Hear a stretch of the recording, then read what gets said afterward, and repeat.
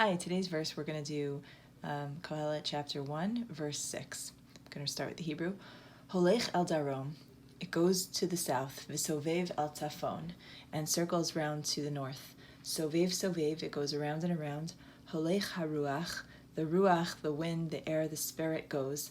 Ve'al sevivotav shav haruach, and then around its cycles returns the spirit. So when a verse or a sentence begins with a verb, we have sort of an implied subject. We don't know exactly who it's talking about. So if you look at the basic commentators, the ones that try to stick with the simplest interpretation of the text, they seem to be split as to whether the antecedent of that verb, meaning who's the subject of the verb, right? Who are we referring to that goes to the north and the south and the north. So it could be piggybacking on the verse before, which if you recall was talking about the shemesh, the sun. So that would mean the sun goes to the south and to the north and goes around and round. And then the second half of the verse starts talking about the ruach, the wind or the air or the spirit. Some of the other opinions say no, the same subject of the second half of the verse is implied by the first half of the verse. It goes to the south, it goes to the north. What are we talking about? The ruach, the spirit. Okay, so the truth is, using our approach of the metaphor, right, the broader sense of King Solomon's search for what's the point of life, what are we trying to do, what's this Hevel all about, what's the goal, what are we aiming for, what are we searching. So in either case, if the Shemesh, which we said is the sun, but also represents centrality, conviction, utilitarianism, right? That like the shamish of the Hanukkah menorah, right? If we're talking about that part of the self, it works. And if we're talking about the ruach literally means the wind, but in spirituality in Hebrew is ruchniut, which means like the spirit, the psychological self. Psyche actually means spirit. So, and it also sometimes refers to will, to ratzon. So both of these are parts of the self, one being the more like emotional and one being the more psychological. There's a minor nuance, but either way, it kind of works with the metaphor. So it goes to the south, it goes to the north. So we're usually accustomed to thinking about the sun in terms of east and west.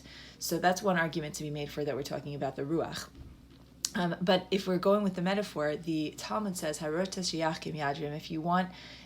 want to become smart, if you want to gather wisdom, you should pray towards the south. If you want to gain knowledge, if you want to gain wealth, you should pray towards the north. Our custom is to pray towards the east, focusing our energy on the holiness of Jerusalem. But the truth is, this is an interesting sort of dichotomy in terms of what humans tend to be preoccupied with as far as the ruach, as far as the shemesh, what we need and what we want and what we focus our energies on trying to attain. We're trying to attain wisdom, right? And when we talk about wisdom, we're not talking about objective scientific data. We're talking about moral wisdom, right? Understanding the best path to choose in whatever it is that we're looking, whether interpersonal relationships, how to heal the world, like what we're trying to do from an idealistic perspective. And then we also have to spend a lot of our energy trying to make a living, right? Making money. So to plug all this back into the verse, it goes to the south, it goes to the north. It goes towards wisdom, it goes towards wealth. We need wealth and we need wisdom. We need purpose and we need sustenance. We need to take care of ourselves and we need to have a sense of purpose and taking care of others. Sovev, and this goes round and round, right? Very few people could completely live based on amassing wealth or completely live on amassing wisdom. We need a balance. And there's a certain insatiability that Solomon keeps coming back to, right? Just when we think we've amassed enough of one, we need to turn around and go do the other. Or when we think we know stuff, right, we think we have wisdom, we realize that we're missing something. Someone could think they have enough money and then realize something went wrong and they need to go make more money. There's a cycle of insatiability in both of these areas, and they supplement one another, right? If there's no flower, there's no Torah, and vice versa.